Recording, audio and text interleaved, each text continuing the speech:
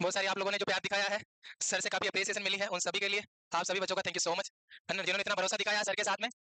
और वास्तविकता में वाकई सर अप्रिशिएट कर रहे थे कि बच्चों के साथ फर्स्ट टाइम इंटरेक्शन में आपने अच्छा बॉन्डिंग बनाया है। तो बिल्कुल आप सभी का धन्यवाद। आज की क्लास जो है, हाँ बिल्कुल अप्रिसिएशन मैं आपका एक्सेप्ट करता हूँ। हाँ, आज की जो क्लास है, एक्चुअली रमेश सर कहीं बिजी है, हम लोग कहीं जाना है, जैसे आप लोगों को पता होगा। तो क्योंकि अभी आपकी क्लास तो होना है, पहले आपको जैसे बताया नहीं गया था, तो फिर किसी को तो क्लास लेना पड़ेगा आके, है ना। और सर की जो क्लास है वो नए हमारे क्लास है। तो आज की क्लास हम करेंगे कवर, कुछ पोर्शन रह गया था, क्वेश्चंस पे थोड़ा ज्यादा फोकस कर लेते हैं, है ना, और थोड़ी बातें भी कर लेंगे आप लोगों के साथ में, है ना। हाँ सर ये कर लो आप, इसके लिए तो रात को 10 बजे तक बैठे हैं। चलिए ऑनलाइन वाले बच्चों को भी गुड इवनिंग।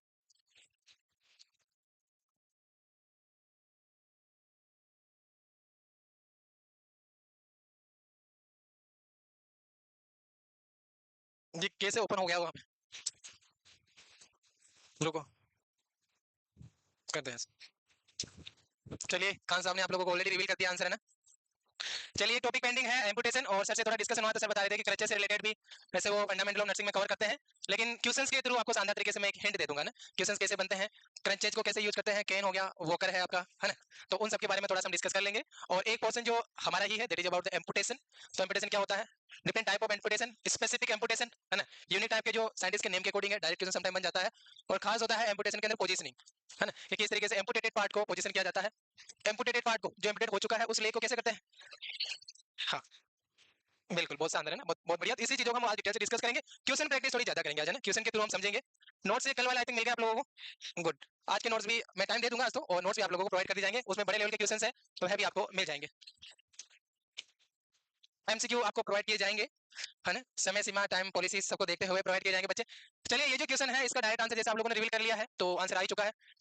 पहले एम्पुटेशन के बारे में जानते हैं, देन उसके बाद में जो आपकी असिस्टेंस डिवाइसेज है that is the crutches, cane, walker, gait belt, उन सब की इमेज भी देखेंगे और उनके बारे में जानेंगे भी सही। क्वेश्चन ने एम्पुटेशन की डेफिनेशन के बारे में पूछा है कि क्या समझते हैं, तो हम ओनली इतना ही नहीं समझते हैं, है ना, हम ओनली इतना ही नहीं समझते हैं कि ओनली आप ए, ज्यादातर बच्चे अभी तो रिवील हो गया इसलिए आप हवा में है थोड़े कि सी आंसर है, मतलब डी आंसर है, ए और सी दोनों ही आ रहे हैं, लेकिन हमारे माइंड में जो होता है एम्पुटेशन को डायरेक्टली आप कैसे समझ लेते हैं, ओनली ये थिंग्स भी जो है ना, ये थिंग्स भी जब क्रोमेटिकली एम्पुटेट हो गया, मतलब ये है कि आपका, मतलब आपका नहीं, किसी भी का भी नहीं, लेकिन किताबों के अकॉर्डिंग, है ना, एक्सीडेंटली पेट कट गया या छोटी सी उंगली कट गई या बोनी पोर्शन कोई सा कट के अलग हो गया, तो that is known as the accidental amputation, traumatic amputation, तो उसको भी आप बोलते हैं, लेकिन जनरली हम किस लैंग्वेज में पढ़ते हैं, that is the removal of extremity Vaid surgery, जिसे हम सर्जिकल एम्पुटेशन बोलते हैं। तो एबीएस का सही आंसर है जो कि आप डायरेक्टली एक लैंग्वेज में याद रखते हैं, और सीबीएस का सही आंसर है that is traumatically amputation of any extremities, या फिर आपका हैंड हो सकता है, उसमें आपका लिम्ब हो सकता है, उसका कुछ पार्ट हो सकता है, कंप्लीट फुट हो सकता है, कंप्लीट आपका हैंड हो सकता है, डिजिट्स हो सकती है एंकल से कहीं से भी, तो वो आपका एम्पुटेशन जो जानेंगे हम वो सारे टाइप्स के होते हैं, लेकिन किसी पार्ट का आपकी बॉडी के पार्ट से अलग हो जाना आइदर दे आर इंटेंशनली और अनइंटेंशनली। अनइंटेंशनली तो कौन सा रहेगा, दैट इज ट्रोमेटिक, किसी की इंटेंशन थोड़ी है कि उसके टांग नहीं रहे, हमारी इंटेंशन होगी सर तीसरी और मिल जाए टांग, है ना। तो अनइंटेंशनली जो होता है that is traumatic, also known as the emergency amputation, traumatic को ही इमरजेंसी एम्पुटेशन के अंदर कंसीडर किया जाता है। बाकी कुछ इनफेक्शियस डिजीज कंडीशन होती है जिसमें इमीडिएटली आपको एम्पुटेट करने की जरूरत होती है, उस कंडीशन को हम इमरजेंसी, हाँ इमरजेंसी एम्पुटेशन बोलते हैं, आगे जानेंगे सभी को। फिलहाल इसका जो आंसर है डी है, मैं इस क्वेश्चन को मॉडिफाई करना चाह रहा था लेकिन आप लोगों ने देख लिया तो ठीक है, और दूसरी चीजों पर ज्यादा फोकस करेंगे। डेफिनेशन क्या है कि एम्पुटेशन, अच्छा एम्पुटेशन जो वर्ड है दो वर्ड से मिला हुआ है ना, एक है आपका एम्प और एक होता है पुटेशन। एम्प मतलब होता है सराउंडिंग, एम्प मतलब है ये जो वर्ड है इसका किस तरीके से बना हुआ है वो मैं आपको बता देता हूँ, एक तो एम्प और दूसरा है पुटेशन, है ना। और इनमें जो एम्प वर्ड है इसका मतलब है सराउंडिंग, और पुटेशन मतलब है अलग हो जाना, अलग हो जाना, है ना, या सिंपली आप बोल सकते हैं कट लग जाना, सेपरेट हो जाना, उस तरीके से याद रखिए, दोनों वर्ड से मिलकर एक वर्ड बना है दैट इज एम्पुटेशन, कि आपकी बॉडी के मेनली जो बोनी स्ट्रक्चर है और उसमें आपके हैंड और फीट को ही कॉमनली कंसीडर किया जाता है। बाकी आज आप देखोगे क्लेविकल का भी एम्पुटेशन होता है, स्टेपुला का भी होता है, लेकिन जो मेनली किया जाता है आपके लिम्ब का दैट इज योर हैंड और फीट, जिनका कॉमनली एम्पुटेशन होता है, मतलब ये है कि उसके सराउंडिंग और वीकेंड से बॉडी पार्ट को अलग कर देना, बॉडी पार्ट को अलग कर देना। तो amputation is a surgical removal of the foot, hand, toe, finger part of the limb, और accidentally removal of the limb और any part of your body, bony part में हम कंसीडर करेंगे। तो ये एक डेफिनेशन हो जाती है एम्पुटेशन वर्ड की, एम्पुटेशन मीन से होता क्या है। देन उसके बाद में जो नेक्स्ट इसके टाइप्स है लिखना है तो आप लिख सकते हैं, अदरवाइज मैं आपको नोट्स दे दूंगा, है ना। कल नोट्स मिले थे ना आप लोगों को, तो फिर लिखने में क्या दिक्कत होती है, अच्छा टाइम का रहता, ठीक है लिख लीजिए, थोड़ा स्पीड में लिखिए, मैं ज्यादा टाइम नहीं दूंगा, है ना। पांच इसमें लिखना है क्या, दो चीजें लिखनी है, नहीं लिखना भी है तो क्या लिखना है, एम्पुटेशन पहला तो ये लिखना है सर्जिकल रिमूवल, और दूसरा लिखना है एक्सीडेंटल रिमूवल, इस तरीके से लिख ले। और फिर इसको अलग अलग क्लासीफाई हम करेंगे, उससे पहले मैं आपको यहीं पे क्लासीफाई कर दूं कि एक जो रहेगा वो आपका सर्जिकल एम्पुटेशन हो जाता है, और जो दूसरा है वो आपका ट्रोमेटिक, ट्रोमेटिक एम्पुटेशन, है ना, एम्पुटेशन, इस तरीके से दो टाइप लिख ले, कभी एग्जाम में से क्वेश्चन बन जाए तो यही बस आपको लिखना है, ज्यादा इसमें लिखने की कोई बात नहीं। इंडिकेशंस क्या क्या है, जैसे कि आप लोग जानते हैं किस कंडीशन में आप एम्पुटेट करते हैं, है ना, पैर की कब जरूरत नहीं पड़ेगी, कब जरूरत नहीं पड़ेगी, कुछ प्रॉब्लम होगी, ये पैर जो है या आपका हैंड है, किसी पार्ट का हो सकता है, हम एग्जांपल मात्र मान रहे हैं पैर को, पैर की जरूरत कब पड़ेगी कि ये खुद प्रॉब्लम में है और ये दूसरी बॉडी पार्ट को प्रॉब्लम में डाल रहा है, जैसे कि आपका गैंग्रेनिस है या इन्फेक्शियस फुट है, अब मेरा यहाँ पर ही है ओनली, एंकल तक ही है, वो इन्फेक्शन मेरा ऊपर की तरफ ट्रेवल कर सकता है, तो उसको कट करके बाहर हटा ही देना, ताकि मेरा जो रिमेनिंग बॉडी पार्ट है वो तो कम से कम अनइन्फेक्टेड रहे। तो उस तरीके से जो किया जाता है दैट इज द इंडिकेशंस कि कहां पे आप करते हैं, कौन कौन से होते हैं, ये छोटी छोटी जो बातें हैं बस ये आपको ध्यान रखना। ट्रोमा हो गया, पेरिफेरल वेस्कुलर डिजीज कंडीशन होगी, पेरिफेरल वेस्कुलर डिजीज कंडीशन के एग्जांपल क्या है, आर्टेरियल डिजीज के, बर्गर डिजीज और एक और होता है रेनॉल्ड्स फिनोमेना, दोनों को आपको कॉमनली याद रखना। वेसोस्पाज्म होने की वजह से वेस्कुलरिटी परफ्यूजन डिस्टर्ब होता है और उसकी वजह से गैंग्रीन स्टार्ट हो जाता है, परमानेंट सेल डेथ होने लगती है, और जो परमानेंट सेल डेथ धीरे धीरे हो जाती है, पूरे पार्ट की ही धीरे धीरे डैमेज हो रही है, तो फिर वो रीग्रोथ नहीं होता है। ऐसा नहीं है कि सर ये तो डिवाइडेबल होती है, वापस ग्रोथ हो जाना चाहिए, और परमानेंटली डैमेज हो गया, ब्लड सप्लाई आ ही नहीं रही है, तो कैसे डेवलप होगा, है ना। तो परमानेंट जब सेल डेथ हो जाती है, प्रोग्राम्ड सेल डेथ हो जाती है, क्या बोला जाता है, एपोप्टोसिस। तो उस कंडीशंस के अंदर इनको एम्पुटेट करना पड़ता है। कुछ ट्रोमा हो गया, उस केस में इन्फेक्शियस कंडीशन होगी, जैसे आप एग्जांपल बता रहे हो दैट इज डायबिटिक फुट। अरे डायबिटिक फुट में डायबिटिक की वजह से उसको नहीं हटाते, उसको हटाते हैं क्योंकि वो इन्फेक्टेड हो गया। जो डायबिटिक फुट होता है काफी गैंग्रीनियस फुट होता है, और उसका जो वुंड होता है पूरी तरीके से वीकेंड से इन्फेक्टेड हो जाता है, काफी ज्यादा कंटामिनेटेड रहता है, गंदा सा वुंड बनता है, क्योंकि वहां पे माइक्रो ऑर्गेनिज्म ग्रोथ प्रचुरता में देखने मिलती है। उसका रीजन होता है कि वहां पे जो ब्लड सप्लाई आ रही है उसके अंदर ग्लूकोज का लेवल बहुत ज्यादा है ना, और जहां पे ग्लूकोज का लेवल ज्यादा होता है माइक्रो ऑर्गेनिज्म वहां पे ज्यादा ग्रोथ करते हैं, इसलिए हमें कॉम्प्लिकेशन पड़ते हैं डायबिटिक मेलाइटिस में कि डिलेड वुंड हीलिंग होती है, वुंड हीलिंग काफी लेट होती है। उसका रीजन भी ये निकल के आता है कि डायबिटिक मेलाइटिस के जो पेशेंट होते हैं उनमें हाइपरग्लाइसेमिया रहता है, शुगर का लेवल बढ़ा रहता है, उसकी वजह से वुंड हीलिंग प्रॉपर नहीं हो पाती। तो इन्फेक्शियस और भी इन्फेक्शियस कंडीशंस आपकी हो सकती है, जैसे फ्रोस्ट बाइट हो गया, है ना, काफी ठंड की रीजन की वजह से आपका जो पैर है पूरा सुनी पड़ गया, फ्रोस्ट बाइट सुना है कंडीशन आपने, वो हो सकती है। कोई फंगल इन्फेक्शन हो सकता है जो सीवियर लेवल पे हो गया, है ना, कि अभी वो ट्रीट हो ही नहीं पा रहा तो उसको एम्पुटेट ही करना। तो बहुत सारी कंडीशन ऐसी हो सकती है कि जो अनट्रीटेबल है उनको फाइनली ट्रीट करना ही पड़ेगा। मेलिग्नेंसी होगी, मेलिग्नेंसी मींस क्या, कोई कैंसरस, और मेलिग्नेंट वर्ड आगे इसका मतलब ये है कि मेटास्टेटाइज्ड ट्यूमर के बारे में बात कर रहा है। और बोन कैंसर के बारे में मैंने सर से बात की थी, अदरवाइज आज हम यही टॉपिक में पढ़ते हैं, है ना, और मैं आपके सामने उसको रिप्रेजेंट करता हूं। तो सर ओंकोलॉजी में इन चीजों को कवर करते हैं, है ना, जो ऑस्टियोसार्कोमा वगैरह है, तो ओंकोलॉजी में उन सब चीजों को अगर हो गया तो ठीक है, नहीं हुआ तो वो कवर हो जाएगा, है ना, वो आपका कवर हो जाएगा, ये आपको याद रखना। मेलिग्नेंसी तो मेटास्टेटिक ट्यूमर के लिए मेनली आता है। कंजेनाइटल अब्नॉर्मलिटी होगी, है ना, बाय बर्थ कुछ प्रॉब्लम है ना, पैर के अंदर बाय बर्थ प्रॉब्लम है, तो फिर वो एम्पुटेट करना पड़ता है कि एटलीस्ट कुछ। अच्छा, एम्पुटेट करने के बाद में एक और बेनिफिट होता है कि जो अफेक्टेड पार्ट है उसको हटा दो, सिंथेटिक प्रोस्थेटिक फुट वहां पे लगा दिया जाता है। तो ऐसे घुमाओ पैर है उस पे आप प्रोस्थेटिक पैर नहीं लगा सकते, उसको प्रॉपर आप अलाइनमेंट देंगे, हटाएंगे, देन जो प्रोस्थेटिक जो फुट होता है अवेलेबल है तो वो लगा दिया जाएगा, तो वो एम्पुटेट करने के बाद में ही होता है। तो ये बेसिक इंडिकेशंस हो जाते हैं आपके अबाउट द एम्पुटेशन, है ना, इनमें कुछ खास चीजें है नहीं। ये आपके काम की चीजें हैं जो डायरेक्ट एग्जाम के क्वेश्चन में बनते हैं आपके। Level of the amputation, amputate कहां से करें, कॉमनली जो किया जाता है आपकी upper limb we can say hand, और फुट के अंदर देखिए लोअर लिम्ब और लोअर एक्सट्रीमिटीज के अंदर ही होता है, पर्टिकुलर फिंगर का भी होता है। ये हटा रहे हैं, इसके साथ साथ में आपका स्केपुला के अंदर प्रॉब्लम होगी, क्लेविकल के, तो यहाँ पे यूनिक टाइप का एम्पुटेशन होता है, फोर्थ क्वार्टर बोलते हैं, आगे नेम लिखा हुआ है, विद इमेज आपको बताने वाला हूं मैं। तो वो एम्पुटेशन भी होता है, लेकिन मेनली जो रहता है आपके अपर लिम्ब और लोअर लिम्ब में है, तो इनको हम ब्रॉडली डिस्कस करेंगे। सो अच्छा, एम्पुटेशन और डिसआर्टिकुलेशन, इसमें हल्का सा डिफरेंशिएशन आपको याद रखना।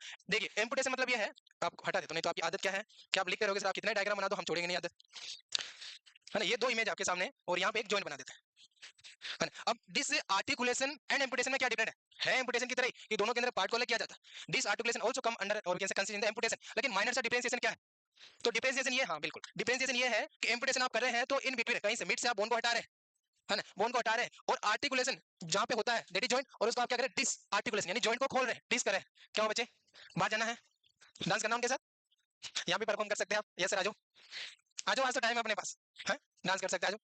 चलिए, तो ये क्या आपका एम्पुटेशन, और यहां से अगर हटाते हैं इसको तो ये कौन सा बनेगा, दैट इज डिस आर्टिकुलेशन। कि आर्टिकुलेशन, आर्टिकुलेशन वर्ड हमने पढ़ा था इन द जॉइंट, जॉइंट को हम क्या बोलते हैं, आर्टिकुलेशन, और वो डिस हो गया, डिसलोकेट हो गया, डिस्प्लेस हो गया, तो यहां से अगर बोन को हटाया जाएगा दैट इज डिस आर्टिकुलेशन। कौन सा है उसके अकॉर्डिंग नेम दे दिया जाएगा। तो ये हल्का सा डिफरेंशिएशन आपको याद रखना। Example, below the knee about the knee, तो यहां से कट किया जाएगा, ये बोन को आप फीमर को बी से करें तो ये अबाउट द नी हो गया, बिलो द नी इसको आप हटाओ, मतलब आपकी टीबिया फीमर को, लेकिन इस नी से हटा रहे हो तो फिर उसको क्या बोले, नी एम्पुटेशन या फिर नी डिस आर्टिकुलेशन, ये बेस्ट वर्ड रहेगा, that is knee disarticulation, की यहां से इस जॉइंट बोन को हम सेपरेट रख रहे हैं और जो आपके लोअर बोन है उनको अलग से हटाया जा रहा है। तो ये जो वर्ड आपके सामने आ रहे हैं इनको बस क्लियर करके रखना है। Upper limb shoulder disarticulation, shoulder को आप अलग से हटा रहे हो, अभी इसकी जो पर्टिकुलर नेम है वो जानेंगे, लेकिन यहीं से हटा दिया आपने, ये पूरा हट गया, शोल्डर जॉइंट है उसको खोल दिया। किस किस के बीच में रहता है shoulder joint, in between the glenoid cavity and head of your humerus, and the glenoid cavity, it's not acetabulum cavity, it's a glenoid cavity, तो वहां से आप हटा रहे तो shoulder disarticulation हो गया। अब आओ एल्बो, एल्बो के ऊपर, अब यहाँ से कंफ्यूजन होता है, ये एल्बो जॉइंट है, ये एल्बो जॉइंट है, इसके ऊपर की तरफ यहाँ से आप ले रहे हैं, इसका कुछ पार्ट आप बता रहे हैं, कुछ पार्ट यहाँ पे छोड़ रहे हैं, इसलिए इसको क्या बोला है, ट्रांस ह्यूमरल, कि ह्यूमरल का कुछ पार्ट, फिर में भी हाफ, फिर में भी वन थर्ड, और वन और जो भी है जितना भी लेना है वो डिसाइड किया जाता है अकॉर्डिंग टू द सिचुएशन।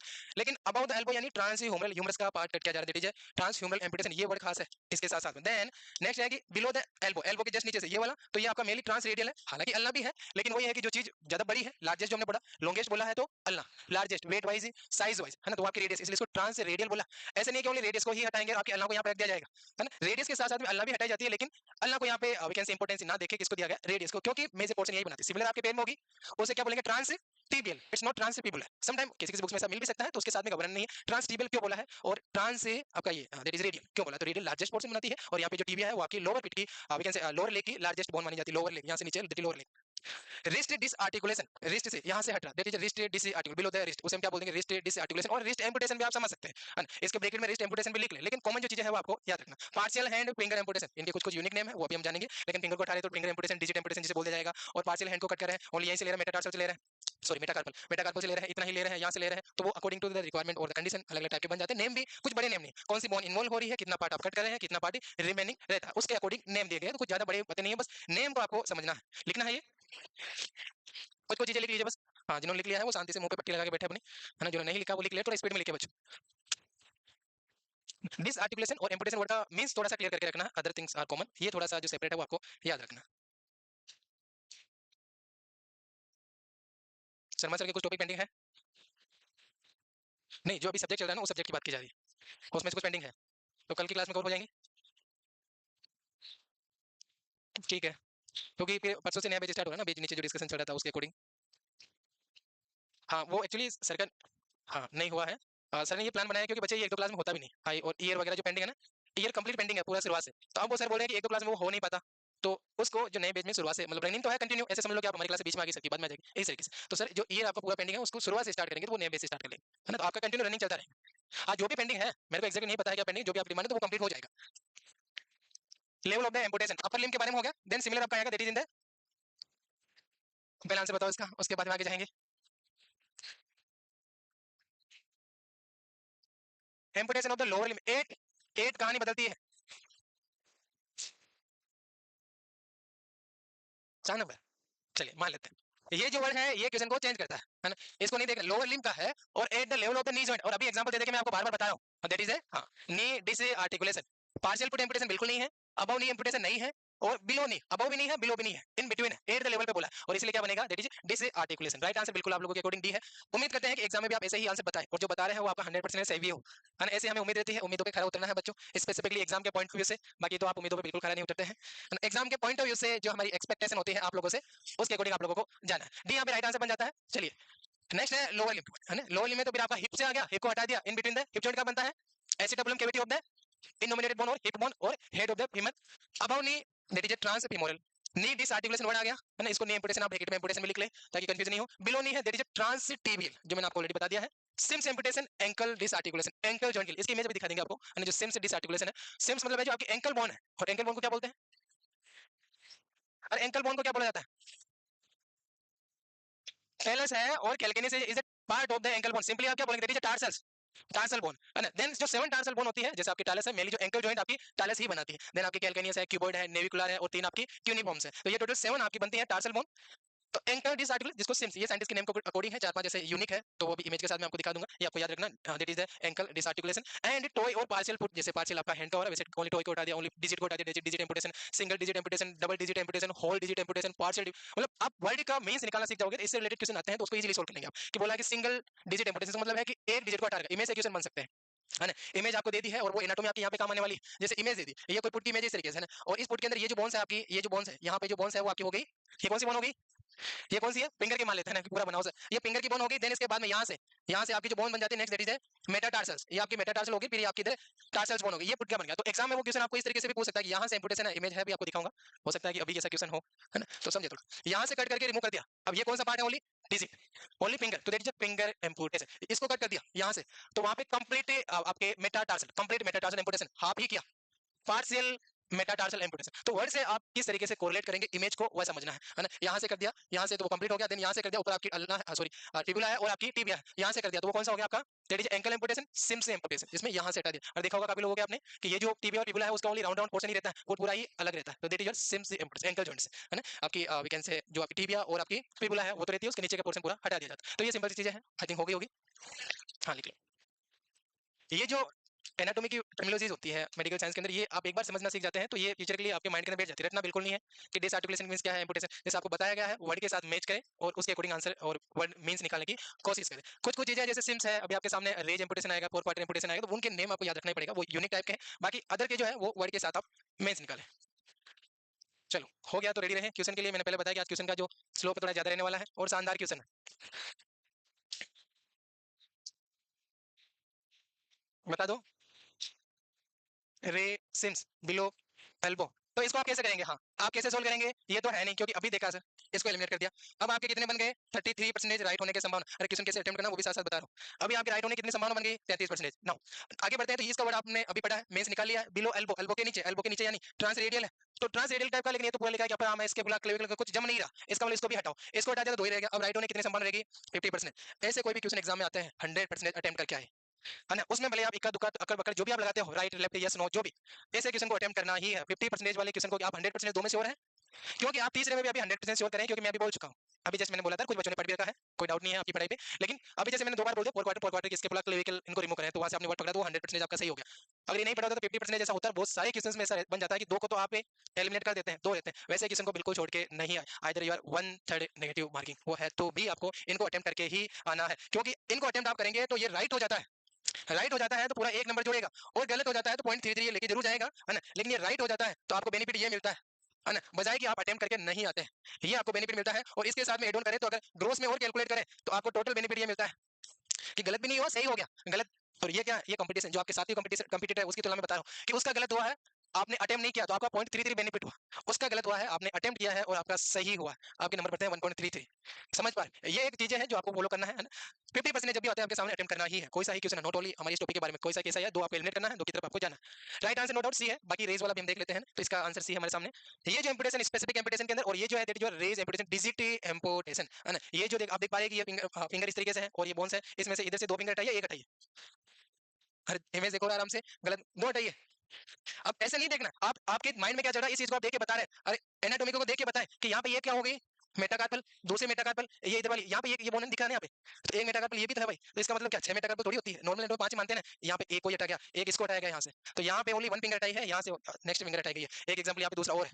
तो आपको इस तरीके से नहीं सोचना है एग्जाम में भी ना, आपको ये जो होती है स्मार्ट स्टडी होती है आपके माइंड में कि मेडिकल साइंस की तरफ कैसे सोच पाते हैं। आपको ये देखना है कि एनाटॉमी से कैसे मैच कर रहा है। ये मेटाकार्पल है, दूसरी मेटाकार्पल है, तीसरी, देन फोर्थ, देन 5, तो यहाँ पे पांचवी गायब है ना भाई, और यहाँ पे ये है अटैचमेंट तो दिख ही रहा है। उस तरीके से सोचना, यहाँ पे ओनली एक और था। तो रेज इंपोर्टेशन लिखे और हल्की से कुछ भी डिजाइन बना ले, है ना, एक उंगली को तोड़ के हाथ की डिजाइन बना ले, है ना, ताकि चीजें आपकी कवर अप हो जाए। Like that is your rays importation. हाँ पीछे क्या हुआ?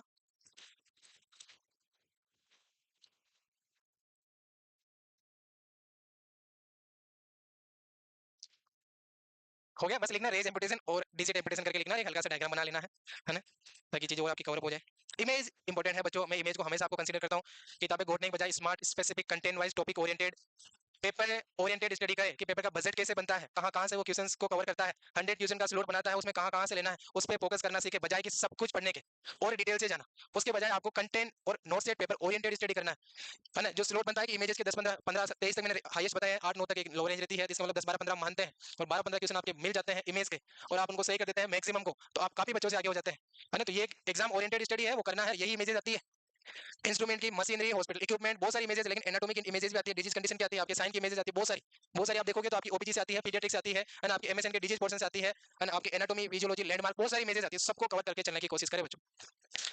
और माइक्रोबायोलॉजी में से आप लोग पढ़ते हैं, लेकिन माइक्रोबायोलॉजी में क्योंकि क्वेश्चन बनता है जब आप बैक्टीरिया पढ़ते हैं स्पेसिफिकली, तो उनकी इमेज, उनकी स्ट्रक्चर कैसी होती है ना। कुछ जो होते हैं राउंड शेप के होते हैं, कुछ रोड शेप के होते हैं, कुछ कोमा शेप के होते हैं, है ना। तो वो डिफरेंट डिफरेंट टाइप के बैक्टीरिया की इमेज से भी क्वेश्चन पूछा गया है, तो उन सभी को अच्छे से सर्च करके डिटेल से जान के पढ़ने की कोशिश करें। इमेज वाले जो नंबर है बिल्कुल भी नहीं छोड़े, 15 में से कम आपको लेके आना है, 15 में से कम आपको लेके आना है 19। कैसे जादू हो गया है? तो बिल्कुल यही जो है अगर आप इन चीजों को समझने लग जाओगे ना बच्चों, तो मैं डेफिनेटली बता रहा हूँ कि आप ना एक लेवल आगे, एक लेवल क्या मतलब चले जाओगे क्वालीफाई करके, कि 16 तो इमेजेस 19 नंबर कैसे लाए सर, है ना। मैं तो 15 की मान लेते हैं, तो 15 जो है 15 में से 20 कैसे लेके आए, जैसे 15 इमेजेस 20 नंबर कैसे लेके आए, तो उसका 15 में से 15 को अटेम्प्ट करने की कोशिश करें। जिस बच्चे ने अटेम्प्ट किया उसके गलत हुए तो प्लस 3.33 और एड ऑन होता है अदर ऑप्शंस की तुलना में, अदर क्वेश्चन की तुलना में, कि आपने 15 अटेम्प्ट किए और 100% दावेदारी के साथ में वो सारे सही है, अगर आपने पढ़ रखे तो 15 के वो तो मिलेंगे। और जो माइनस मार्किंग वाले होते हैं, जिनको माइनस हो जाना था, वो आपके नंबर कट उठा के, और ऊपर की जो कैलकुलेशन बनती है जो भी आप नहीं सोच पाओगे, ऊपर की जो कैलकुलेशन बनती है तो उसके भी 2 4 5 नंबर ऐड कर ले, तो 15 में से 17 कैसे ले, 15 में से 18 कैसे ले, वो सोच आप लोगों को रखना है, ताकि चीज आपकी कवर हो। और उसमें से एक जो बेस्ट होता है इमेजेस, दूसरा ड्रग कैलकुलेशन, मैं बार बार इस चीज पे फोकस करता हूँ, 4 से 5 क्वेश्चन फिक्स है हर एग्जाम में, है ना। ज्यादा भी होते हैं, बिल्कुल ज्यादा भी होते हैं, कोई डाउट नहीं है। उसमें से कोशिश करें, 2 छोटे रहते हैं, 3 4 बड़े रहते हैं, तो सभी को एक ऐसा होता है जिसमें टाइम लगता है तो उसको छोड़ दे, बढ़ने दे, नहीं करना टाइम, अठे में नहीं करें, क्योंकि टाइम अगर आपके पास रहता है, क्योंकि सेक्शन दिया गया है, तो कोशिश करें कि टाइम है उसको टाइम दे सकते हैं तो दे, क्योंकि बड़ा क्वेश्चन है जो 10 में ले रहा है, नंबर तो अल्टीमेट वो भी एक ही देगा, तो आप उस पर क्यों टाइम जाया करें। दूसरे को अटेम्प्ट करें, वो पहले दिख जाएगा कितना बड़ा है, मुंह फाड़ के बैठा होगा क्वेश्चन, तो आप उसको छोड़ दे भाई, तू साइड में रहे, मैं आगे वाले क्वेश्चन को पहले देख लेता हूँ, मेरे पास टाइम रहता है तो इसके पास आएंगे, इसको इंपॉर्टेंस देंगे, अटेम्प्ट करेंगे, नहीं तो छोड़ना।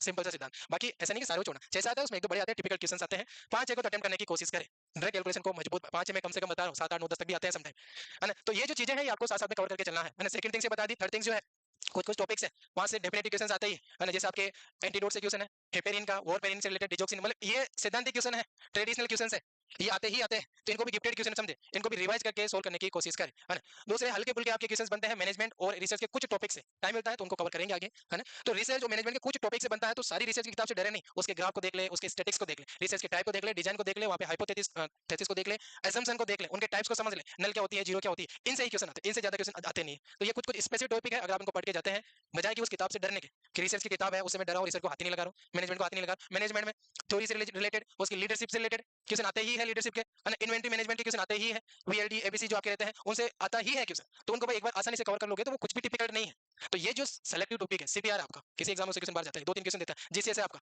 अफगार स्कोर है आपका, तो इन चीजों को कवर करके रखें। ये गिफ्टेड क्वेश्चन होते हैं कि आपको आपका बजट कैसे बढ़ाना है, आपको अपने 70 नंबर कैसे लाने हैं, है ना। तो बजट कैसे बनाना, तो वहां से आपको नंबर चुराने हैं कि अफगार का दो आता है तो डेफिनेटली दो पक्के हैं, गलत नहीं होना, और गलत होते हैं बच्चों। मैं अपनी चीजें आप लोगों को बता देता हूँ, तो बेसिक से जो मिस्टेक होती है अफगार, सॉरी जीसीएस से रिलेटेड, अभी जो एसएनओ का एग्जाम होता है दिल्ली एम्स ने कंडक्ट करवाया था, तो प्रेम्स का जो मेली था, तो उसके अंदर जीसीएस के 3 क्वेश्चन थे, 2 क्वेश्चन मैंने राइट कर दिए, एक क्वेश्चन गलत हो गया क्योंकि ओवर कॉन्फिडेंट होती है चीज की, ठीक है यार तो गलत नहीं हो सकता, अगले क्वेश्चन की तरफ बढ़ते क्योंकि टाइम की थोड़ी कमी थी, इसलिए अगले क्वेश्चन की तरफ तुरंत बढ़ गया, और उसमें जो 8 करना था वो 9 वाले क्राइटेरिया को मान लिया, 8 9 करके कैलकुलेशन में, और वो एक क्वेश्चन गलत हो गया। मतलब 3 के 3 जिसको हम ओवर कॉन्फिडेंट हो जाते हैं, मैं अपने एग्जांपल आपके सामने रखता हूं ताकि आपको चीजें वास्तविकता लगे, और ये खुल के बता रहा हूं बच्चों, मेरे अगर आप रिजल्ट देते हैं तो उसमें से 3 में से 2 राइट हुए और एक जीसीएस का क्वेश्चन गलत हुआ था, और यही गलत था कि जब मेरे को 8 सेलेक्ट करना था 9 सेलेक्ट कर दिया, यहाँ पे गलती हो गई। अब जीसीएस हम कैसे उम्मीद कर सकते हैं कि उसका क्वेश्चन गलत हो जाए, हो जाता है, और मैंने पहले बताया सबसे गलत होता है 4-5 गलत समझ के चलना ही है, कि 4-5 नंबर तो गलत होंगे यार, 4-5 तो गलत होंगे, ऐसा होता है। पहला जो एग्जाम दिया था मैंने दिल्ली एम्स के लिए, उसमें जो ग्लव्स का क्वेश्चन था वो मेरा गलत हो गया था, मैंने वहां पे उल्टा सोच के वो कुछ नंबरिंग ऊपर नीचे कर दिया था, तो वो गलत हो गया, वो भी आज भी माइंड के अंदर से बैठा हुआ है कि यार कैसे गलत हो गया। एक एग्जांपल मैं हमेशा आपको देता रहता हूं यूनिट का, जैसे हीमोग्लोबिन के यूनिट का जो बच्चे जानते हो एग्जांपल हर क्लास में बताता हूं कि यूनिट पे समझना, आपको पता है कि 14 एक रेंज नॉर्मल मानी जाती है, लेकिन 14 का आगे क्या, पहले ऑप्शन में लिखा 40 mg पर डेसीलीटर, हम वही टिक कर देते हैं, जबकि डी ऑप्शन में लिखा था 14 ग्राम पर डेसीलीटर, तो राइट आंसर क्या है, दैट इज ग्राम पर डेसीलीटर, डी रहेगा, लेकिन हम डी तक पहुंच ही नहीं पाते, हमें अभी लगता है कि हम सबका सही कर लेंगे, लेकिन एग्जाम में बच्चों ये चीजें फेस करते हैं, स्ट्रेस होता है, तनाव का माहौल रहता है, बहुत कुछ आपके अंदर चीजें चलती है, अभी जो आपके अंदर थिंग्स है उसकी कंपेरेटिव अलग ही लेवल होता है, जिन बच्चों ने दिया वो चीज को एक्सपीरियंस कर चुके हैं, है ना। तो अब इसको आप कैसे गलत कर सकते हैं कि यार हीमोग्लोबिन की वैल्यू का क्वेश्चन गलत हो गया, मैंने बताया कि मेरे दोस्त ने गलत किया वो मेरे को अच्छे से अभी भी याद है। तो ये कुछ कुछ एग्जांपल्स है, इनको अवॉइड करना सीखना, इनको अवॉइड करना सीखना है। ओनली पढ़ाई किताबी ज्ञान लेने से बच्चों सिलेक्शन नहीं होता है ना। वो सारे हैं जिन्हें 50 बार किताबें रिवाइज कर ली है, पूरी किताबों को गोट ली है, पेज नंबर याद है, टॉपिक नंबर याद है, सीरीज नंबर याद है, ऐसे कई एग्जांपल है इतिहास के अंदर, लास्ट में वो फाइनली हार्ट आके कहीं ना कहीं एडजस्ट हुए। जो ड्रीम की जॉब होती है कि एम्स में जाना है, दिल्ली एम्स में जाना है, जोधपुर एम्स में जाना है, वो ड्रीमी जॉब पर साइड में हो जाती है, लास्ट में 5 सिलेक्शन हो गया तो हम थक जाते हैं, बात ठीक है यार जहां मिले नौकरी मिल जाए, जहां मिले नौकरी मिल जाए, फिर हम जो भी मिलता है बिना आपकी चॉइस, आपकी चॉइस तो नहीं रहती, चॉइस तो आपकी कुछ और होती है, बिना आपकी चाहे चॉइस जो भी मिलता है वो आप लेते हैं, उसके साथ एडजस्ट हो जाते हैं। तो ये जो नंबर चुराने की थिंग्स है, ये कला जो होती है, ये बच्चों डेवलप कर लेना है। और एक और थिंग्स बताता हूँ साथ ही, हमेशा ज्ञान जैसे सेलेक्टेड लोग तो देते ही हैं चीजें, वो बताते ही आप लोगों को, और क्या बताते हैं कि टाइम का ध्यान रखना है, बिल्कुल ध्यान रखना है, अटेम्प्टिंग आपको सुधारना है, ये तो है ही है। उसके अलावा जो फेलियर है, जिनके एग्जाम नहीं हुए या जो एग्जाम अभी देखे आएंगे, कुछ ऐसे बच्चे जो हो सकता है कि अभी वाले एग्जाम के एलिजिबल नहीं, अगले एग्जाम के एलिजिबल है, तो जो बच्चे फेल होते हैं या जिन्होंने पहले फेस किया है, उनके साथ डिस्कस करें कि भाई क्यों तेरा सिलेक्शन नहीं हुआ, क्या रीजन रहा, जेन्युइन तरीके से बताना। और ये मजाक की बात नहीं है, हालांकि वो बताएगा नहीं बताएगा वो आपकी बॉन्डिंग है, लेकिन जेन्युइन रीजन अगर वो बताता है आपको, तो उसको नोट करें दिमाग के अंदर कि ये मिस्टेक मेरे को नहीं करना, ये मिस्टेक मेरे को नहीं करना, और ये मेरा प्लस पॉइंट भी था। मैं जब डिस्कस करते रहते तो यार क्या मिस्टेक हुई, तो 10 लोग करेंगे, तो यार टाइम मैनेजमेंट की वजह से बिगड़ गया था, क्वेश्चंस मेरे रह गए थे, मैथमेटिक्स के ज्यादा क्वेश्चन आ गए थे यार, मेरे को पता नहीं था, इमेज के बहुत सारे क्वेश्चन आ गए थे, मेरे को नहीं पता था, अलग अलग बंदों से अलग अलग डाउट आते हैं आपके सामने, और उन सब पे जब आप काम करोगे तो आपको कोई नहीं रोक पाएगा बच्चों। उसी लेवल पे आप लोगों को काम करना है, ओनली सब कुछ पढ़ने से बात नहीं पड़ेगा बच्चों, इन चीजों में स्मार्ट बने डेफिनेटली आप रैंक हासिल करेंगे, है ना। ये चीज इस चीज पे थोड़ा फोकस करना है। बाकी वापस टॉपिक की तरफ आ जाए, ज्यादा इमोशनल नहीं हो, ज्यादा सीरियस भी नहीं हो, काफी सीरियस हो गए आप लोग, वापस आ जाए बच्चों, सिलेक्शन सबका होगा, और आपके साथ साथ आपके पेरेंट्स का भी जो ड्रीम रहता है कि हमारे बच्चे एक बढ़िया हॉस्पिटल में जाए, अच्छी जगह काम करें, उनका सपना भी पूरा होगा, अच्छी नीयत रखे, अच्छी नीयत के साथ आगे बढ़े, सब कुछ बेस्ट होगा। नेक्स्ट है सिम से एम्पुटेशन, सेकंड इज सिम से amputation, amputation level of the ankle joint, ankle joint, ankle joint ये जो है ना, ये जो है यहाँ से आप देख पा रहे हो, इस तरीके से अलग अलग तरीके से कर रखा, इधर से हटा दिया, तो एंकल जॉइंट से एम्पुटेट करना, दैट इज योर सिम से एम्पुटेशन। ये एग्जाम का डायरेक्ट क्वेश्चन है, इमेज देखिए कि कौन से टाइप का एम्पुटेशन है ना, या फिर आपको पूछ ले जाएगा 4 इमेज देखे कि सिम से एम्पुटेशन कौन सा है, सेलेक्ट करें, कुछ भी आ सकता है, इमेज आपकी ऑप्शन में हो सकती है, इमेज आपकी क्वेश्चन में हो सकती है, इमेज आपकी स्टेटमेंट में हो सकती है ना। तो बिल्कुल मेंटली उसको प्रिपेयर रखें, सिम से amputation is the amputation eight the level of the ankle joint, clear है। चलो बच्चों आगे बढ़ते हैं, कौन सा बेटा, टीबिया, हाँ टार्सल, टेलस टेलस, हाँ टार्सल बिल्कुल,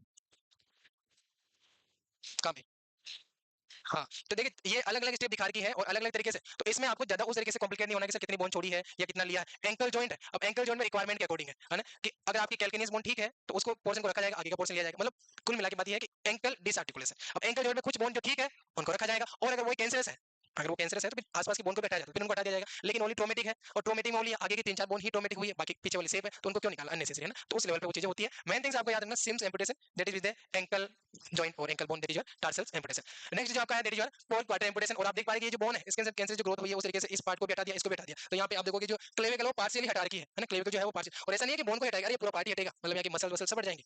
ऐसा नहीं कि ओनली बोन को निकालेंगे, मस्कुलर टिश्यू तो यहाँ रहेगा नहीं, पूरा पार्ट ही हट जाएगा, ये हट गया, इधर से हट गया, हटा दिया पूरा part. That is your four quarter amputation, removing arm clavicle and scapula. और एग्जांपल जो सबसे बेस्ट आपके सामने मेंशन भी हो रखा है ना, यूनिक टाइप का है, इनको खास याद रखना है।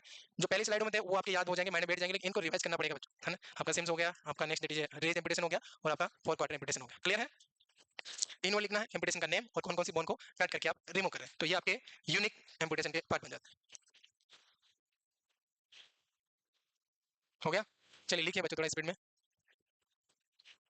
ये एक और है दैट इज लिस्ट प्रेंस एम्पुटेशन। और आप देख पा रहे हैं कि लिस्ट प्रेंस एम्पुटेशन कहां से है, जैसे कि इमेज दी गई है ना। और इमेज में क्या है कि ओनली पर्टिकुलर मेटाटार्सल, मेटाटार्सल को हटाएगा। अब ये नेम नहीं दिया होता, सपोज करो कि ये नेम नहीं दिया, ये इमेज आपके एग्जाम में आ गई और चार ऑप्शन आ गए कि आइडेंटिफाई द इमेज, और चार ऑप्शन में लिखे हुए, एक रे लिखा हुआ है, एक में सिम्स लिखा हुआ है, एक में फोर क्वार्टर लिखा हुआ है, एक में आपका ये लिस्ट प्रेंस लिखा हुआ है, ये चार लिखा। अब इस इमेज से आपको कैसे आइडेंटिफाई करना, तो वो आपके सामने। तो इमेज को माइंड के अंदर रखिए कि कौन सा है, यूनिक टाइप के जो होते हैं क्वेश्चन वहीं से अटकते हैं, है ना। इनको एज इट इज आपको याद रखना। तो इसमें क्या है, अच्छा इसका जो डेफिनेशन है वो क्या लिखा है, तो mid deputy amputation, mid deputy, और क्या लिखेंगे इसको, मेटा मेटाटार्सल, मेटाटार्सल एम्पुटेशन।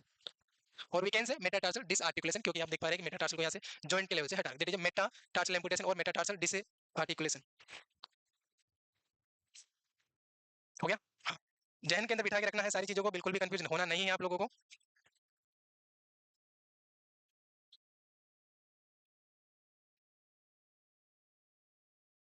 चलिए नेक्स्ट हम बढ़ते हैं इसके मैनेजमेंट की तरफ, है ना। आगे मैनेजमेंट की तरफ बढ़ते हैं, फिर बच्चों अभी हमारे गेट के भी क्वेश्चन हैं, थोड़ा स्पीड बढ़ाएं, है ना। और मैंने सारी एनाटॉमी का कुछ क्वेश्चन है, बाकी मैनेजमेंट के और क्वेश्चन लास्ट में ले रखे हैं, तो हम उनकी भी थोड़ी प्रैक्टिस कर लें, और थोड़ा जाना भी जल्दी पड़ेगा ना, जो क्लास है हमारे, हो सकता है कि 7 बजे के आसपास ही हम फिनिश करें, तो थोड़ा सा टाइम बढ़ाएं बच्चों। हाँ ये पूछ लो भाई, 7 बजे के लिए बोला नहीं था, अभी कर दे फिनिश। शर्म कर लो रे शर्म, इतना ज्ञान दिया है उसके बावजूद भी। लेकिन छुट्टी का जो बच्चों एक सुकून होता है ना, सुकून कब मिलता है, देखिए मैं बताता हूँ आपके मन में क्या चलता है। कोचिंग जो चल रही है, हाँ सुन ले भाई, जो कोचिंग चल रही है, और कोचिंग चल रही है और दूसरे दोस्त जा रहे हैं, तो हमारे मन में यार वो जा रहा है, कोचिंग जाना पड़ेगा। होता है ऐसा कि वो जा रहा है या क्लास हो रही है, दो टोटा थे, कोचिंग जा रहा है, क्लास हो रही है, सिलेबस आगे खींच जाएगा, चीजें कवर हो जाएगी, कोचिंग जाना ही पड़ेगा। सेम उसी डे अगर कोचिंग का ऑफ होता है, तो जो सुकून मिलता है आप लोगों को, हालांकि सेम डे है, उस डे में उस टाइम में आप घर पे बैठ के पढ़ाई भी कर सकते हैं, रिवाइज भी कर सकते हैं, लेकिन जो सुकून मिलता है आपको कि आज कोचिंग से छुट्टी है भाई, और कोचिंग से छुट्टी है मतलब ये है कि क्योंकि अगले दिन आप वहीं से स्टार्ट करेंगे जो पिछले दिन खत्म हुआ था आपकी क्लासों के अंदर, तो वहीं से स्टार्ट होगा, तो बीच का जो एक दिन का गैप है वो आपको बड़ा आरामदायक लगता है। लेकिन आपको नहीं पता है, नहीं पता है कि जो एग्जाम डेट है जिसके 90 डे थे, क्लास लगी है तो भी वो 89 हुए हैं, और ऑफ था तो भी वो 89 ही हुए हैं। वहां की सोच रखना है, छोटे मोटे सुकून के पीछे नहीं दौड़ना है, आगे बढ़ के लंबी सोच रखना। एम्पुटेशन जो करते हैं वो दो टाइप से करते हैं, हालांकि बहुत सारे टाइप से करते हैं, लेकिन जो यूनिक टाइप की चीजें हैं वही मैंने आपके सामने प्रेजेंट की है, सेलेक्टिव चीजें हैं।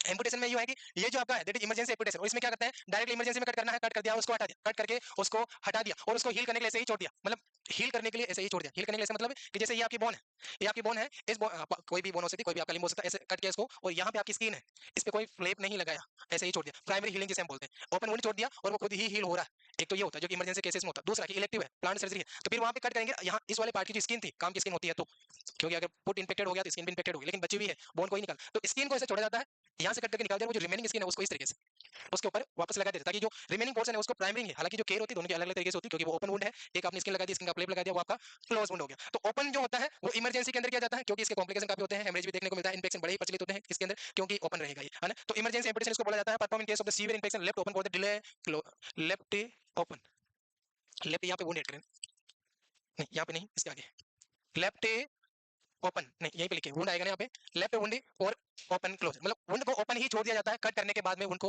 एज छोड़ दिया जाता है, वो प्राइमरी ऐसे धीरे धीरे स्किन फिक्स होगी और वो धीरे धीरे क्लोज हो जाएगी, वो टाइम लगता है उसमें, इसका मैनेजमेंट थोड़ा यूनिक होता है, लेकिन इमरजेंसी में करना पड़ता है, क्योंकि आप प्लेप लेने लगोगे तब तक ज्यादा प्रॉब्लम हो जाएगी, है ना। इमरजेंसी के अंदर करते हैं। दूसरा जो करते हैं that is flap procedure, close technique के थ्रू, क्लोज जिसको बोला जाता है, तो इसमें involve the suturing of the skin over the stump, जो स्टम्प किसे बोलते हैं, जो एम्पुटेटेड जो पार्ट होता है पर्टिकुलर उसको स्टम्प, तो स्टम्प के ऊपर स्किन की कवरिंग लगा के उसको जो रेजिडुअल लिम्ब है उसको कवर कर दिया जाता है, उनको क्लोज कर दिया जाता है, इस तरीके से स्टिच लगा दिया जाता है, पता ही नहीं चलता है वहाँ पे बोन वगैरह या अंदर के टिश्यूज वगैरह एक्सपोज नहीं होते हैं, हालांकि उसमें भी कम रखा जाता है, लेकिन वहाँ पे जो पेशियां वगैरह है, टेंडन वगैरह है वो दिखते हैं, तो फिर वहाँ पे ड्रेसिंग वगैरह का मैनेजमेंट काफी रहता है, जो इमरजेंसी वाला है उसमें तो स्ट्रिक्टली स्ट्राइल ड्रेसिंग बांधी जाती है, उसको चेंज भी किया जाता है टाइम टू टाइम। तो दो टेक्निक है, एक है आपकी guillotine technique that is also known as open technique, also called the emergency amputation, and play procedure close technique. बच्चों टेक्निक का नेम लिख लें, बाकी नोट्स और आप लिख लेना, टाइम जाया हो रहा है हमारा, है ना। नेम लिख ले, बोलिए ना, नेम मत लिख ले, मैं चाह रहा हूँ कि जो कंटेंट मैंने यहाँ पे लिए है वो आपके सामने डिलीवर हो जाए ना, कुछ कंटेंट रिमेनिंग रही रहे।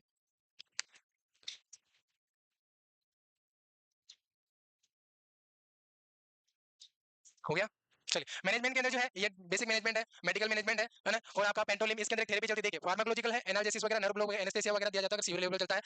पेंटोम सेंसेशन ये भी क्वेश्चन बन जाता है सम टाइम। पेंटोम का मतलब ही क्या है? दो चीज है, एक तो पेंटोम है और एक पेंटोम पेन है, दोनों अलग अलग है। पेंटोम तो ये है कि मेरे को पैर हटा दिया, मेरे को लग रहा है कि आप स्टिल फुट प्रेजेंट है या एम्पुटेटेड पार्ट प्रेजेंट है, तो वो तो पेंटोम हो गया। और पेंटोम पेन पेन नहीं है, उसके बावजूद भी आप जैसे बिलो द नी कर दिया है ना, नी के पीछे कर दिया, मैं बोल रहा हूं कि मेरे ग्रेट टोई में पेन हो रहा है, तो कैसे पॉसिबल है? वो तो हटा ही दिया है ना, तो वो कैसे पेन हो सकता है? तो दैट इज अ पेंटोम पेन। दोनों अलग अलग है, हल्का सा डिफरेंशिएशन याद रखना। इसका जो क्लासिकल ट्रीटमेंट होता है that is a mirror therapy, है ना। मतलब जो पेशेंट बोल रहा है उसको कांच दिखाया जाता है कि देख भाई तेरे पैर ही नहीं है तो दर्द कैसे होगा, है ना, कैसे बावली बातें कर रहा है। ऐसे पेशेंट को काउंसलिंग किया जाता है। अरे ये काउंसलिंग का बात पार्ट है, इसलिए यहाँ पे लिखा हुआ भी है। काउंसलिंग करना है, साइकोलॉजिकली उसको मैनेज करना है, सोशल स्टिग्मा के रूप में पेशेंट को देखा जाता है, उसके लिए उसको मैनेज करना है। और आज की जो सोसाइटी है, जो आपकी मोबाइल फोन की सोसाइटी इमीडिएटली बना के कुछ भी इमीडिएटली उसको वायरल करने में जो लगी पड़ी है, वो सोसाइटी में पेशेंट कैसे सर्वाइव करना है ना, वो भी आपके काउंसलिंग में एड ऑन हो जाता है। और आप कभी पेशेंट को काउंसलिंग करते हैं तो ये भी कहें कि बाबा जी और माता जी, है ना, कि आप ऐसे कोई फोटो बनाता है तो चमाट लगाना है, और फिर भी बना लेता है तो ज्यादा लोड नहीं लेना, ये दुनिया में आजकल ऐसे चल रहा है। ये भी आप लोगों की काउंसलिंग का पार्ट बन गया भाई, अगर आप उस लेवल पे सोच पा रहे हैं तो। हालांकि जो रूल्स है, पॉलिसीज है, रेगुलेशन है, वो बनाए गए हैं, एक्ट बना हुआ है सबके लिए, पेशेंट प्राइवेसी एक्ट होता है। अगर ऐसा आप करते पाए जाते हैं तो आप जॉब से भी टर्मिनेट हो सकते हैं, ये बहुत सारी चीजें हैं। और अगर आप मोबाइल क्लास में भी यूज करते पाए जाते हैं तो भी नहीं, ठीक है, मैं परमिट करता हूँ, लेकिन ठीक है कर सकते हैं आप लोग, अननेसेसरी बस काम के पर्पज से ही लें। पेंटोम पेन हो गया, मिरर थेरेपी हो गया। देन उसके बाद में रेगुलर ड्रेसिंग चेंज करते रहना, इंस्पेक्शन और साइन ऑफ द इंस्पेक्शन। और सबसे ज्यादा किसमें रहेगा? That is in the open technique वाला जो हमने पढ़ा उसके अंदर ज्यादा रहता है, तो ये करते रहना है। प्रिवेंशन ऑफ द कॉन्ट्रैक्चर, ये खास है ना, कॉन्ट्रैक्चर नहीं बन जाए। जैसे वो ओपन वाला हमने छोड़ा है तो उसके अंदर यहाँ पे मसाज का एक टेक्निक भी है कि जो कॉन्ट्रैक्चर बना हुआ है, जो कॉन्ट्रैक्चर बना हुआ है, जैसे ये पार्ट कट किया है और जो स्किन है इस तरीके से है, तो ये स्किन, अरे इधर देख लो पहले, नोट्स लिखने में लगे हो, कॉन्ट्रैक्चर इस तरीके से नहीं बन जाए क्योंकि स्किन खींच के ऊपर की तरफ आ सकती है, तो ये पार्ट आपका ओपन हो सकता है। तो यहाँ पे जो मसाज किया जाता है लिखा हुआ भी है कि massage the skin toward the amputated और सुचर साइड, जो स्किन है उसमें इस तरीके से मसाज किया जाता है ताकि इस तरीके से कवर हो जाए, इस तरीके से ये कवर हो जाए, पार्ट्स जो हमने ओपन छोड़ा है वो कवर हो जाए। या फिर जो क्लोज वाला भी है जिसमें हमने सुचर लगा दी, अगर उसमें भी ऐसे, और पोजीशन का भी यही रोल होता है कि पोजीशन क्यों मेंटेन करते हैं, कॉन्ट्रैक्शन नहीं बने, पोजीशन ठीक से मेंटेन नहीं की है तो उसकी जो बोन्स है वो इससे दिखने लगेगी और ये स्किन ऊपर की तरफ चली जाएगी, वो परमानेंट फिक्स होगी तो कोई इलाज नहीं है फिर, इसलिए वो मैनेजमेंट का पार्ट आज रहता है। मसाज आप करेंगे स्किन इस तरीके से आएगी और बोन को इस तरीके से कवर कर लेगी, इसलिए आप लिखा भी ये क्वेश्चन बन सकता है कि आप उसको कैसे काउंसलिंग करेंगे कि massage the skin toward the amputated और सुचर साइड, जो एम्पुटेड वाला है सुचर साइड की तरफ आपको मसाज करना, ये थिंग्स आपको याद रखना है ना। तो ये बेसिक है, बाकी जो नेक्स्ट है इसको आप लिख लेना बच्चों नोट से, जो है दैट इज पोजीशनिंग। डायरेक्ट जो क्वेश्चन बनता है तो उसमें तो सिंपली आपको याद रखना किसी भी पार्ट का हुआ है, मैं अलग अलग तरीके से यहाँ पे क्वेश्चन बता रहा हूँ पोजीशनिंग के। डायरेक्ट जो क्वेश्चन बनता है किसी भी लेवल का कुछ स्पेसिफिक मेंशन नहीं कर रखा है तो आपको ये ध्यान रखना है कि उसको एलिवेट नहीं करेंगे, टाइमिंग कुछ भी नहीं लिखा हो, नथिंग, सीधा क्वेश्चन इंपुटेशन वाले पेशेंट को कैसे पोस्टर देंगे। तो ज्यादातर केस के अंदर जाता है कि do not elevate the residual limb और प्रोन पोजीशन, प्रोन पोजीशनिंग दी जाती है, सुपाइन पोजीशनिंग नहीं दी जाती है, उसके अंदर थोड़ा कॉन्ट्रैक्शन ज्यादा बनने की संभावना होती है, तो ज्यादातर पेशेंट को प्रोन पोजीशन दी जाती है। तो prone position with the lower और we can say flat put, flat residual limb, उसको प्लेट ही रखेंगे, उसको अबव नहीं रखेंगे, वैसे ऊपर उठा के नहीं रखेंगे। हमारे माइंड में होता है कि जो कट किया है पोर्शन उसको ऊपर उठा के रखेंगे ताकि जो ब्लीडिंग वगैरह है वो नहीं हो, तो उस हिसाब से नहीं सोचना है, आपको कॉन्ट्रैक्चर की प्रायोरिटी रखना है। ब्लीडिंग का मैनेजमेंट होता है, प्रेशर ड्रेसिंग वगैरह, बैंडेज वगैरह या जो भी मेडिकेशन और देते हैं थ्रोम्बोलाइट, जो थ्रम्बस बनाने वाली है ना, कोगुलेंट मेडिकेशन वगैरह देते हैं, वो सारी चीजें वहां पे फॉलो होती रहती है, लेकिन मेन थिंग्स आपको ये याद रखना, that is your do not elevate residual, specify कर रखा है। तो फर्स्ट 24 आवर्स में foot of the bed elevate करना है, then the after plate foot of the bed, उस इनिशियली 24 आवर के अंदर पेयर नहीं लिखा हुआ है, पूरा पुट ऑफ द बेड की बेड को हल्का सी इस तरीके से रखना इनिशियली 24 आवर्स में। उसके बाद में नेक्स्ट 24 टू 48 आवर्स के अंदर प्रोन पोजीशन प्रोवाइड करना है और हिप फ्लेक्शन, मतलब क्यों देंगे प्रोन पोजीशन, तो वो रीजन बताया गया है कि आपका जो हिप है या मेनली जो इंप्रेशन इसके अकॉर्डिंग ये क्वेश्चन बनाया हुआ है, तो आपका पैरों का लिम्ब का और लोअर एक्सट्रीमिटीज का हुआ है तो प्रोन पोजीशन देंगे और उसको प्लेट रखेंगे, ये लिखा हुआ है ना, आफ्टर द प्लेट। देन उसके बाद में 24 टू 48 आवर्स में प्रोन पोजीशन, ये खास है ना, ये खास पोजीशन है। तो दोनों थिंग्स आपको याद रखना, तीनों लाइन से क्वेश्चन बन जाते हैं। बिलो नी वाले के लिए कैसा रहेगा, तो do not allow hanging of the residual, है ना, कि बिलो नी है यहाँ तक कट हो गया और पेशेंट को ऐसे बोल के नीचे बिठा के ऐसे लटकाने के लिए बिल्कुल भी आप एडवाइस नहीं करेंगे, उसके लिए पेशेंट को मना करना है ना। कैसे करेंगे, तो सर प्रोन पोजीशन में रखना है और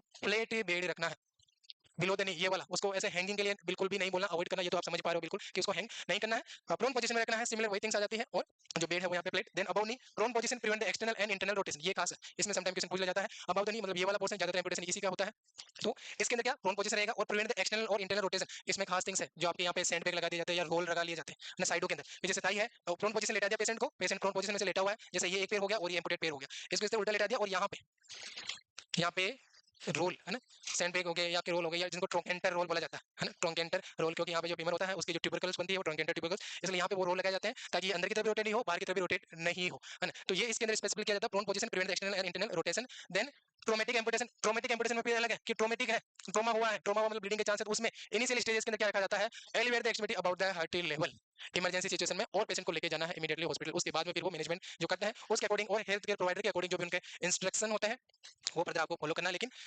इमीडिएटली स्टेज के अंदर क्या हुआ है तो आपको याद रखना है, ट्रोमेटिक एक्सीडेंटली किसका पैर कट गया टूट गया तो उसको ऐसे उठा के रखना है above the level of the heart, level of the heart, ताकि यहाँ पे आप किस पर्पस से ब्लीडिंग कम हो, पेशेंट सो के अंदर नहीं जाए, हाइपोवोलेमिया सो के पे नहीं हो, उस पर्पस से। तो ये सारी लाइन जो है इन सभी से क्वेश्चन बनता है, बस सिंपल से आपका माइंड के अंदर रखना है। डायरेक्ट एम्पुटेशन का है तो प्रोन पोजीशन सभी के अंदर कॉमन वर्ड है, और दूसरा है plate of the bed, bed का है जो उसका जो सरफेस है वो प्लेट आपको रखना, बाकी यूनिक स्पेसिफाई करके पूछ लिया गया, पर्टिकुलर पार्ट दे दिया, पर्टिकुलर बोन दे दी, टाइम ड्यूरेशन दे दिया, उसके अकॉर्डिंग फर्दर आपको आंसर देना। ये डाटा जो है वो आपके एनक्लेव्स के अंदर मेंशन कर रखा है। आप एनक्लेव्स बुक पढ़ोगे तो उसमें डाटा अच्छे से लिया है, जो कि मैंने आप लोगों के सामने प्रेजेंट कर दिया है। उसमें से सेलेक्टिव चीजें लिखी। क्लियर है चीजें? कुछ भी डाउट नहीं, ये बाद में लिख लेना बच्चों। अभी क्वेश्चन है हमारे पास, गेट के क्वेश्चन है थोड़े, है ना, और क्वेश्चन नहीं है, वहाँ की इमेजेस भी है। आपकी 2 पॉइंट गेट है, आपकी 3 पॉइंट गेट है, आपकी 4 पॉइंट गेट है ना, आपकी स्विंग टू गेट है, स्विंग थ्रू गेट है, 5 पॉइंट गेट है, 6 पॉइंट गेट है। होती है क्या अभी 5 पॉइंट और 6 पॉइंट होती है क्या? नहीं होती। 4 पॉइंट तक ही रहती है मैक्सिमम, या 5 पॉइंट भी होती है? 4 तक ही होती है, 5 पॉइंट कोई गेट नहीं होती है। अन्य से दिमाग को नहीं दौड़े। ये आपकी पोजीशनिंग होगी है, स्विंग टू और स्विंग थ्रू रहती है। ये अभी हम देख लेते हैं, बिल्कुल शानदार चीजें रहती है। चलिए गेट स्टार्ट हो रहा है, उससे पहले गेट का क्वेश्चन है, पढ़ना है, आंसर बताना, क्या आंसर रहेगा। सभी बच्चे आंसर बताने की कोशिश करें। हाँ बिल्कुल, ऑनलाइन वाले बच्चे भी आंसर बताए, क्या आंसर समझ पा रहे हैं इस क्वेश्चन का।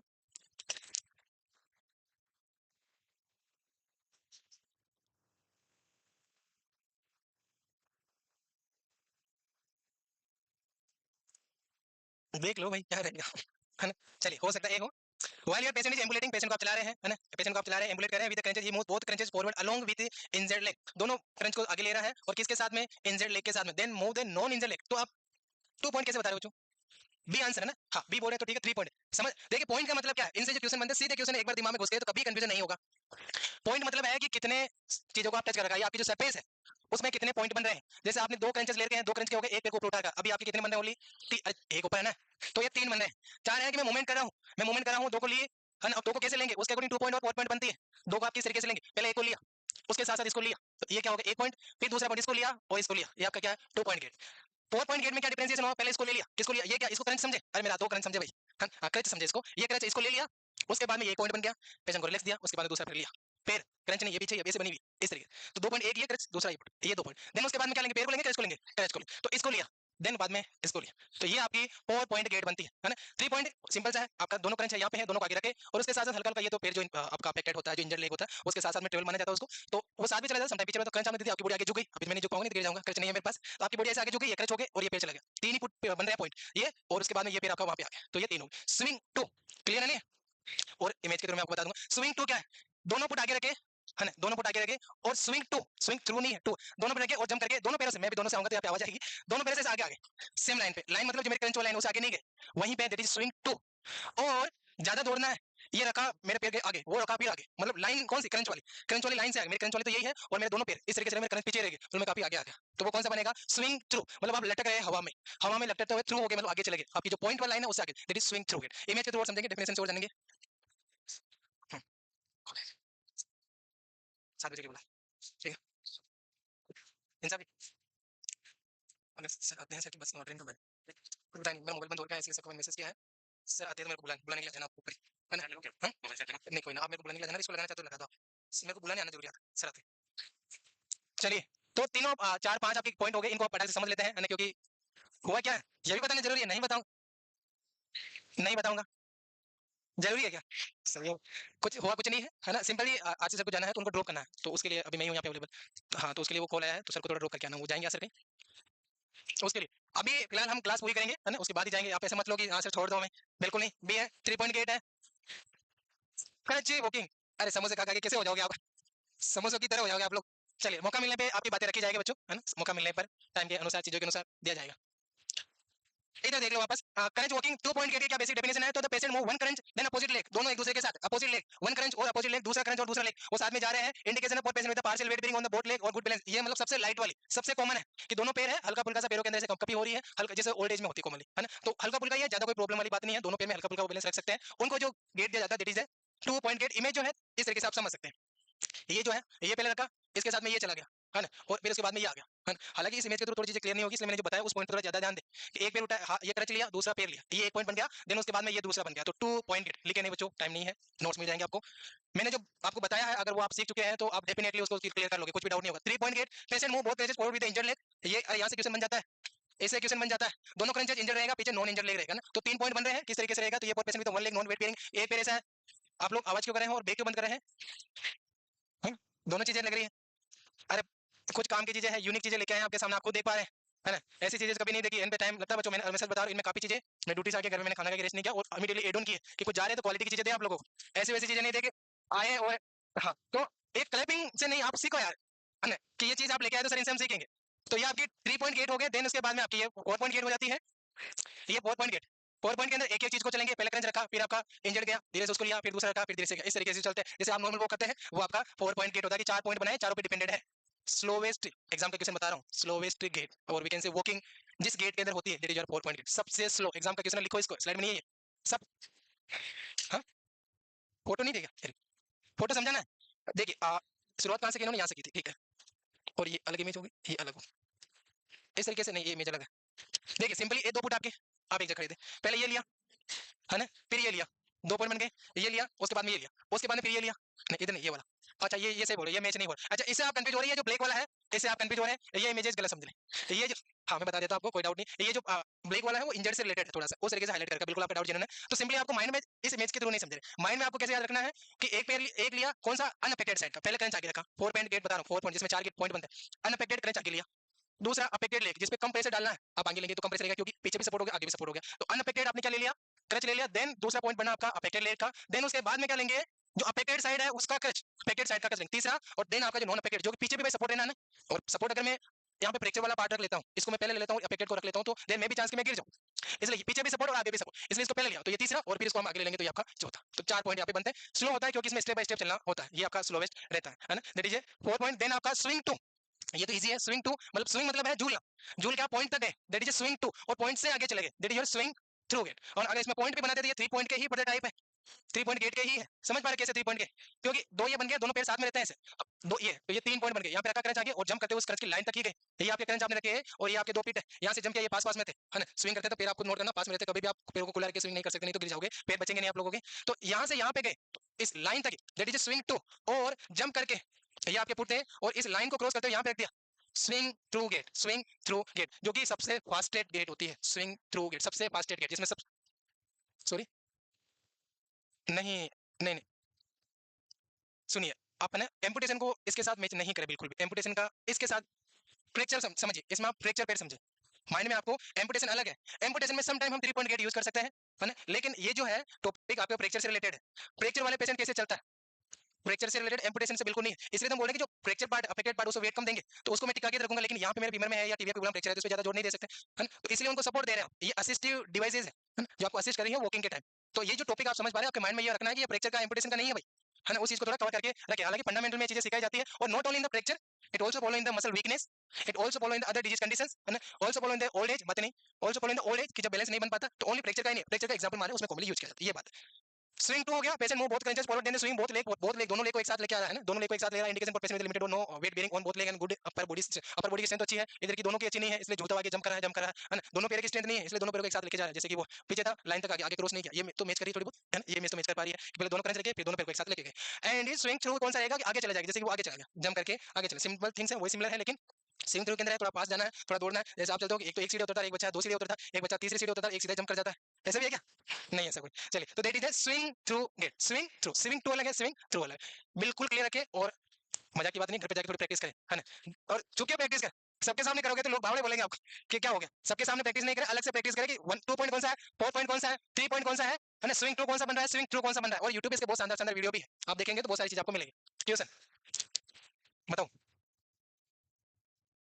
ए डी, स्विंग थ्रू, है ना, which of the following type of the favour the fast movement body during walking, कौन सा रहेगा, डी, बिल्कुल, स्विंग थ्रू या स्विंग टू, डी अभी बताया ना, तो ये क्वेश्चन बनता है सीधा, है ना, कि आपकी बॉडी का वॉकिंग को कौन सबसे ज्यादा फेवर कर रहा है, सबसे फास्ट कौन कर, अपोजिट सबसे स्लो कौन हो गया, 4 पॉइंट गेट।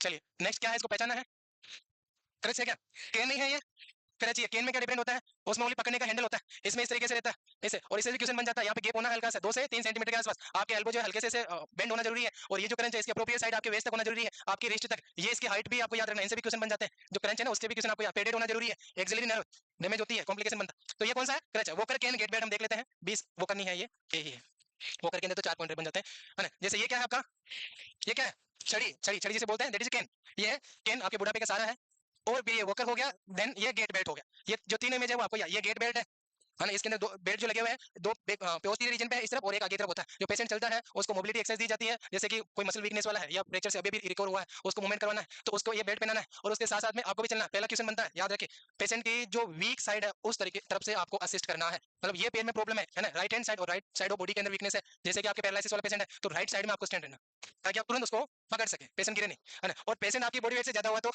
आप खुद भी गिर सकते हैं, है ना। तो वो असाइनमेंट अपने अकॉर्डिंग लेना है। पता चला कि पेशेंट आपसे बड़ा है, हैवी है, आप उसको पकड़ रहे हैं, साथ के साथ गिर भी रहे हैं, ऐसा हो जाता है। असाइनमेंट का भी ध्यान रखें। पेन हो गया, देन वोकर हो गया, देन गेट बेल्ट हो गया। नेक्स्ट आपके सामने क्वेश्चन पढ़े फटाक से इसको। You are assisting your patient ambulate in the hallway, चल रहा है, उस टाइम आप असिस्ट कर रहे हैं। The patient is learning how to use a cane, पेशेंट सीख रहा है, पेशेंट सीख रहा है कि कैन को कैसे यूज करना है। व्हाइल असिस्टिंग, उसको सिखाते time, while assisting with ambulance चलाने के लिए, you know it is priority to, आप जानते हैं किस चीज पे हमें ध्यान देना है, प्रायोरिटी किस चीज पे रहना है। Use a gait belt, stand on the patient strong side, stand on the patient weak side, stand behind the, अभी तो आप बता दोगे, है ना। That is the C one, एक तो ये रहेगा, stand on the patient strong side ये गलत है, stand on the patient weak side ये होगा, बिहाइंड इसको सेंस नहीं है तो डी बिल्कुल। ओनली 1 एंड 3, नो 1 एंड 3 यहाँ पे बनेगा। ये क्वेश्चन एक्चुअली उस स्लाइड से पहले आना था, ये बाद में आया क्वेश्चन, इसलिए आप सब लोगों ने अच्छे से बता दिया। चलिए बढ़िया बात है, ये आपकी कंसिस्टेंसी ऐसी एग्जाम के अंदर भी बनी रही कि आपने तुरंत पढ़ा, उससे रिलेटेड कुछ भी क्वेश्चन आता है तुरंत इसी तरीके से आपको अटैक करना है। नेक्स्ट है क्वेश्चन, पढ़िए, क्वेश्चन है अभी हमारे पास, सीढ़ियों से उतरते टाइम पेशेंट को कैसे उतारेंगे, गोइंग डाउन है, गोइंग अप डाउन है। While going down the stair with the crutches, patient will move the crutches down onto the step. देखिए ये जो स्टेटमेंट है सीधा बनाया हुआ एक्चुअली इसमें, हाँ मैं बता देता हूँ, ये जो स्टेटमेंट है इसमें कि पहले आप कौन से पैर को लेंगे, कौन से क्रंच को लेंगे, कौन सा पैर पीछे रहेगा, उस टाइम नहीं, डायरेक्ट है ना, एक स्टेटमेंट का क्वेश्चन है और सीधा यहाँ पे है कि फ्रैक्चर का है, ऐसा मान के चलना है, आपको स्टेयर यूज कर रहा है, हालांकि इसमें लिखा नहीं है ना, और उसको क्रच वॉकिंग आप दे रहे हैं, अभी क्रच यूज कर रहा है, इसका मतलब हेल्प ले रहा है, तो कुछ ना कुछ तो प्रॉब्लम है तभी वो क्रच यूज कर रहा है। कौन सा रहेगा, तो यहाँ पे लिखा हुआ moving the both leg down to the step, अगर दोनों को साथ ले रहे हैं तो क्रच की क्या जरूरत है, झूलना थोड़ी है वहाँ पे, moving both leg down on the step, ये सेम ही बात आगे क्या गलत हो गया, तो डी है moving the injured leg down on the step और moving the non injured leg.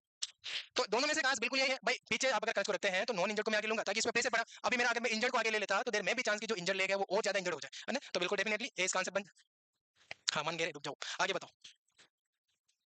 हर एक क्वेश्चन यूनिक है, सीढ़ियों से उतरते टाइम, सीढ़ियों से ऊपर चढ़ते टाइम, ये अगला स्टेयर अप का है, तो उसके अकॉर्डिंग क्वेश्चन आपको आंसर बताना है, क्या आंसर रहेगा। हाँ बिल्कुल, सीढ़ियों से उतरने वाला पहला क्वेश्चन था ये अप के, patient need to go upstair while using the crutches, what binding by the nursing officer demonstrate the patient understand how to ambulate upstair with the crutches. आपने पेशेंट को ज्ञान दिया है सीढ़ियों पे चढ़ते टाइम क्रंचेस को कैसे यूज करना है, पेशेंट ने आपको ये बताया, कौन सा सही बताया है, सी।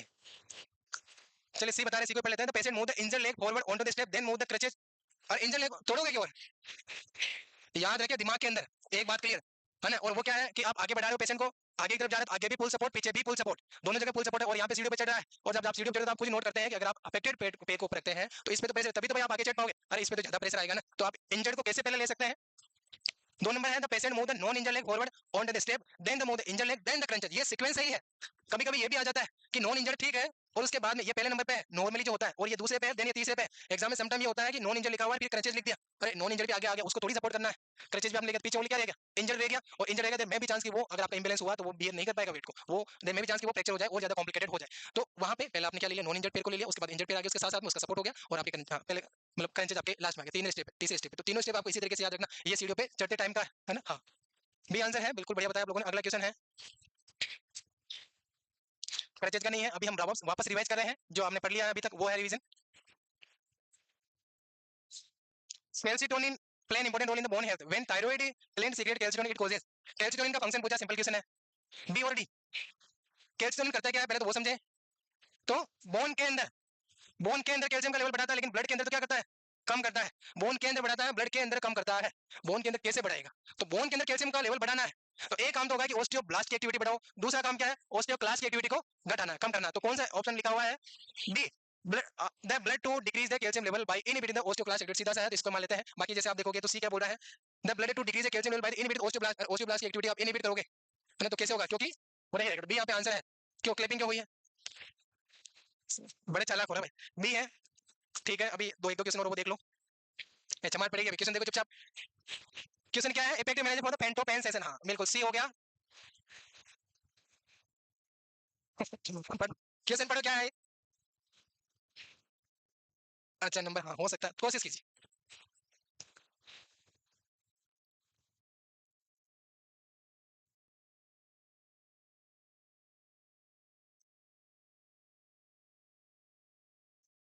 बताओ क्या है, अरे ओस्टियोमाइलाइटिस का है, बताइए।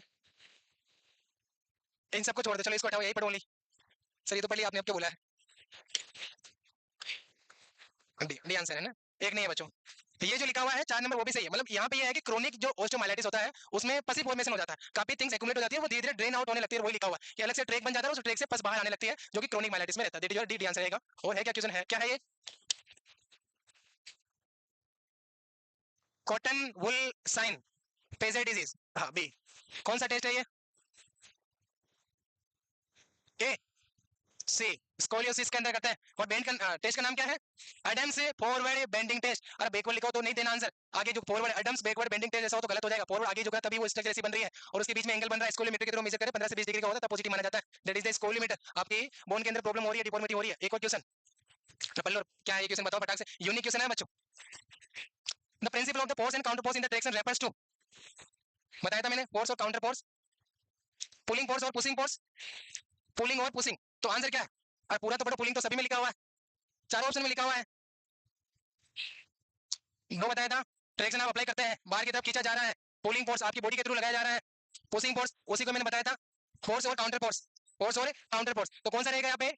सी applying the pulling force toward the body line और counter force away from the, ये उल्टा क्यों बोल रहे हैं आप लोग? इसका अपोजिट किसमें है? हाँ बिल्कुल, तो आपका आंसर क्या बनेगा यहाँ पे?